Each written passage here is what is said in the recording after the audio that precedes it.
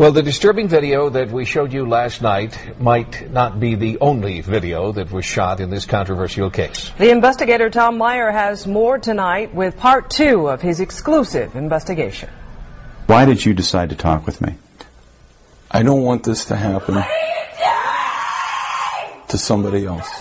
Greg Steffi and his wife Hope are suing the Stark County Sheriff, accusing deputies of using excessive and outrageous force, an allegation the sheriff denies. But Steffi says this video, shot by deputies and obtained by Channel 3 News, speaks for itself. This case got started with a call to 911 for help. Greg's wife was injured when a cousin assaulted her. When she had someone call the Stark County Sheriff, her troubles got worse. A lot worse. They say a deputy was confused when he arrived at the location where the attack occurred.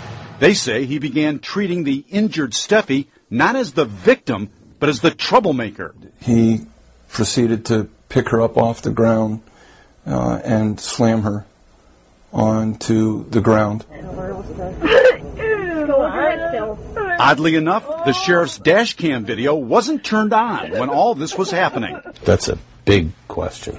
The dash cam wasn't rolling until shortly before Steffi was placed in the back of the officer's squad car. And there's much the Steffi say happens before then and not caught on tape. She can't breathe. She's down face first. He's got all the air out of her. That portion of the video either doesn't exist or wasn't released to Steffi's lawyers. When Steffi is hauled to jail, she says they roughed her up again before they pinned her down on a cell floor and took off all her clothes. Again, the sheriff denies the allegation. But is there even more video missing? We believe there's still videotape out there. Check out jailhouse surveillance video. A deputy's handheld camera appears to be rolling as Steffi was escorted to a cell. Her lawyers never received any of this tape, which might show Steffi knocked to the ground again. They knocked her knees out from behind her, and that she was face first. I'd like to know why they felt it was important to do that. The sheriff again denies the allegation, but there's no denying what happened in the video that Steffi's lawyers did obtain.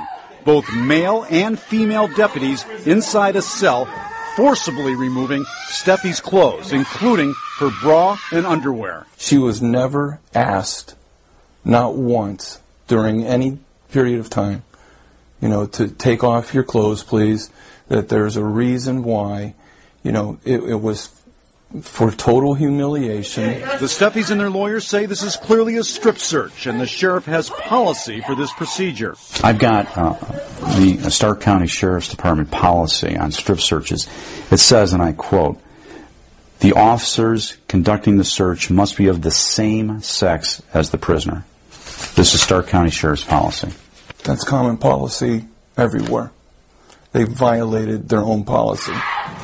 The sheriff's office admits deputies left Steffi completely naked in the cell for 6 hours, but they deny this was a strip search. Hope Steffi was convicted on misdemeanor charges of resisting arrest and disorderly conduct, but most of the videos seen in this report was never shown at trial. Now the Steffis have evidence, and they want sheriff deputies held accountable. It's just wrong that they do this to people. She called for help. She asked them for help, not for this. Not for this. Now, the sheriff isn't talking because of the pending lawsuit, but he did say he feels they did everything by the book.